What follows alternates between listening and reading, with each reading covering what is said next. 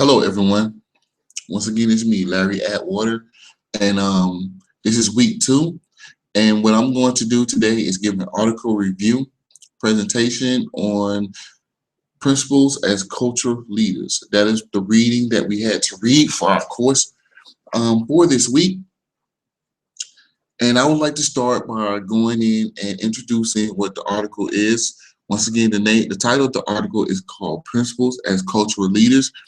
This particular article was written by Karen Seashore Lewis and Kyla Wallstrom.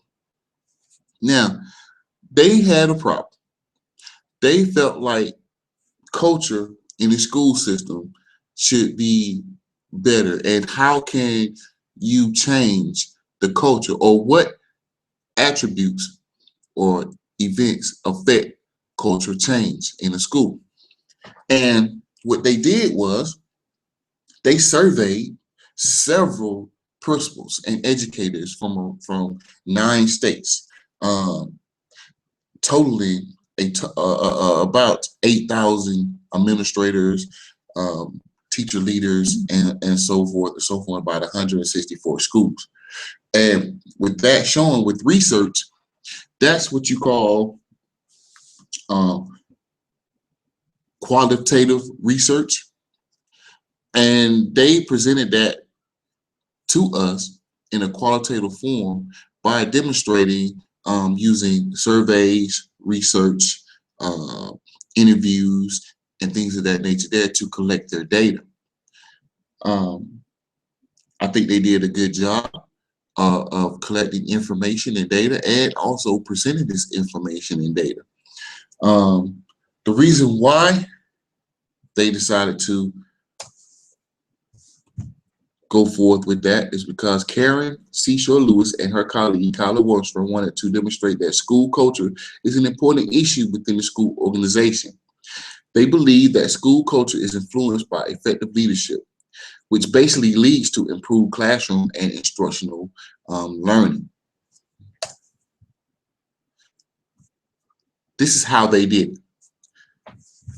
The research problem that they came up with, or was the research problem that they developed, was what factors influence school culture. Their theory was that organizations with stronger culture are more adaptable, higher members are motivated and committed, and are more cooperative and better able to resolve conflicts. They also felt that these schools will have a greater capacity for innovation and more effectiveness in achieving their goals through these types of things, which is leadership, effective leadership, shared or distributed leadership, and instructional leaders within the school. Their purpose, they wanted to show that principals shape the culture in positive ways when they share leadership and take responsibility for shaping classroom improvements.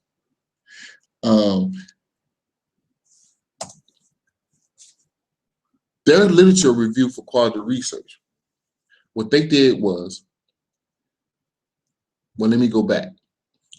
Their literature review for quality research, how this portrayed or fell into qualitative research was that, let's take quality research, for example. How can that be used? Qualitative research can be used in several ways. 1, to explain theoretical groundwork for the research study.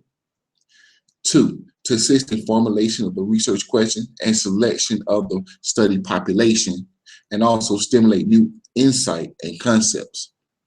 Well, Miss Seashore Lewis and Miss Wallstrom demonstrated this in this article they set out to find out how school leaders affect student learning.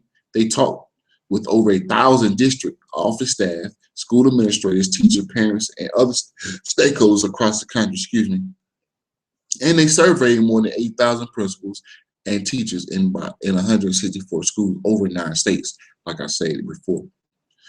And all within a random sample of 9 states that included nearly every type of district. They used private and the public sector to come up with this information. So they covered all the gamuts. they didn't want to taint their research, so they use those types of institutions or organizations to come up with their information.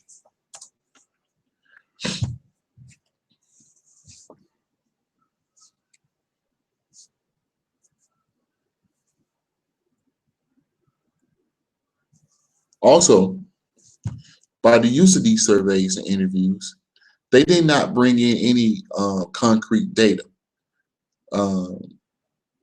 Because with that type of research, it was kind of hard to bring in concrete data to prove that culture in an organization such as a public school or private school sector, that data, concrete data, would show numbers that would show that effective leadership relates to this information.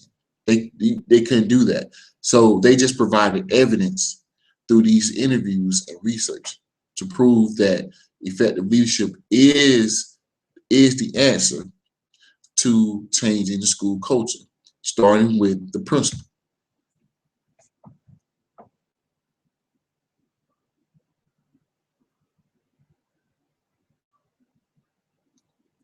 Therefore,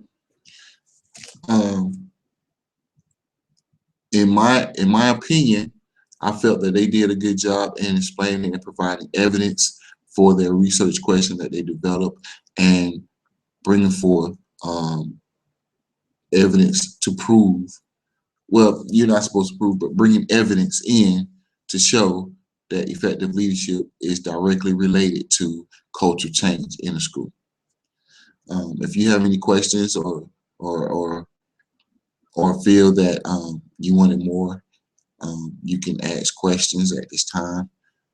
However, that ends my presentation of this article research.